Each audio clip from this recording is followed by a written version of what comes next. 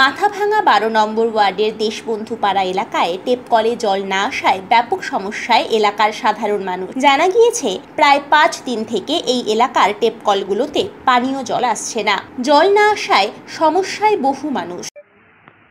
৫ দিন যাবৎ, ঠিক আছে, দেশবন্ধু পাড়া, এটা হচ্ছে ওয়ার্ড নাম্বার ১২, স্ট্রিট নাম্বার 7। এই এলাকার আশেপাশে যত পয়েন্ট দেওয়া আছে, পৌরসভা থেকে জলের পয়েন্ট দেওয়া আছে, তারা জলকষ্টে ভুগছে। দূর দূরান্ত থেকে তাদের রান্নার জল, খাওয়ার জল টেনে আনতে হচ্ছে। এই সমস্যা মাঝে মাঝে হয়।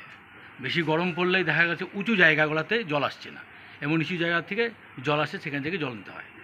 পৌরসভা থেকে যে বাড়ি বাড়ি পয়েন্টের ব্যবস্থা করা হয়েছে, এটা খুব ভালো জিনিস, ঠিক আছে, কিন্তু পাশাপাশি এটাও চিন্তা করা উচিত এই জলগুলো যে আসবে তার জন্য যে উপযুক্ত পাম্প, সেটা পাম্প বসাতে হবে বিভিন্ন এলাকাতে।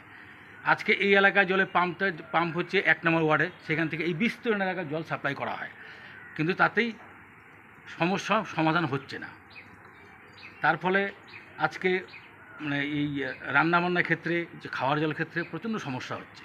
এটা পৌরসভার দ্রুত পদক্ষেপ নেওয়া উচিত, দ্রুত ব্যবস্থা নেওয়া উচিত। এলাকার বাসিন্দাদের অভিযোগ, ৫ দিন থেকে এই ওয়ার্ডে এই জলের সমস্যা। টেপকলগুলোতে জল আসছে না, তাই ১ নম্বর ওয়ার্ড থেকে জল আনতে হচ্ছে তাদের। এলাকাবাসীদের মধ্যে অনেকেরই টেপকলে জল না আসায় বাড়ির টিউবওয়েলেরই জল পান করছেন তারা।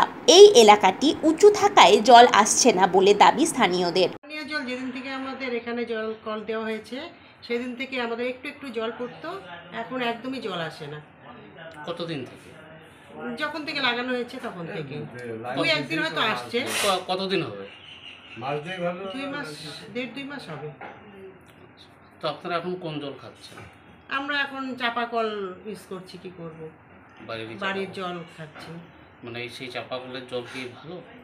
ভালো, কি সমস্যা তো আমাদের হয়, আর খেতে পারি না, গন্ধ আসে। আয়রন রয়েছে? হ্যাঁ, আয়রন, গন্ধ আসে, খেতে পারছি না। অনেক দূরে একটা কল আছে, ওখান থেকে আনা হয় ১ ড্রাম, অত দূর থেকে আনাও হয় না বেশি, ১ ড্রাম আনা হয়, ওইটা খাওয়া হয়। আবার কোনো সময় চাপা কল দিয়ে খাওয়া হচ্ছে। এই যে শোনা যাচ্ছে যে আপনাদের এই এলাকায় কি আপনাদের একাই নাকি আরো? না না, অনেক বাড়িতে এই সমস্যা, জল আসে না অনেক বাড়িতেই। এলাকার জনপ্রতিনিধিকেও জানিয়ে কোনো কাজ হয়নি, তাই তারা চান দ্রুত এই সমস্যার সমাধান হোক। জলের একই সমস্যা রয়েছে মাথাভাঙা ১১ নম্বর ওয়ার্ডেও।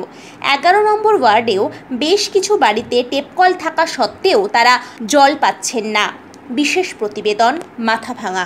প্রায় ৪-৫ দিন থেকেই নাকি পানীয় জল তারা পাচ্ছেন।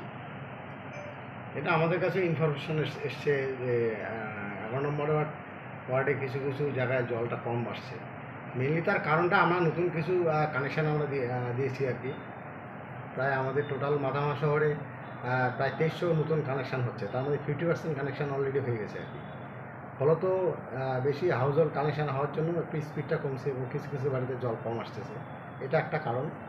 আর একটা কারণ হচ্ছে কিছু কিছু বাড়িতে একটা প্রবণতা দেখা যাচ্ছে, কিছু কিছু বাড়িতে সরাসরি লাইনের সঙ্গে মোটর কানেকশান করে জল তুলছে। নতুন নতুন বাড়ি হচ্ছে, নতুন নতুন বিভিন্ন ধরনের বাড়ি হচ্ছে, তো ওগুলোর জন্য একটা জলের একটা ফ্লো এবং জল কিছু কিছু বাড়িতে পাচ্ছে না। কিছু কিছু কাস্টমার বা কিছু কিছু পাবলিক আমাদের এই অবজেকশনটা আমাদের কাছে করছে, তা আমরা এই ব্যাপারটা দেখতেছি। আমরা আমাদের ইঞ্জিনিয়ার এবং জলের যারা আছে কারিগর, তাদের সাথে কথা বলছি, তারা দেখবে ব্যাপারটা সরেজমিনে দেখে যা ব্যবস্থা নেওয়া ব্যবস্থা নেওয়া।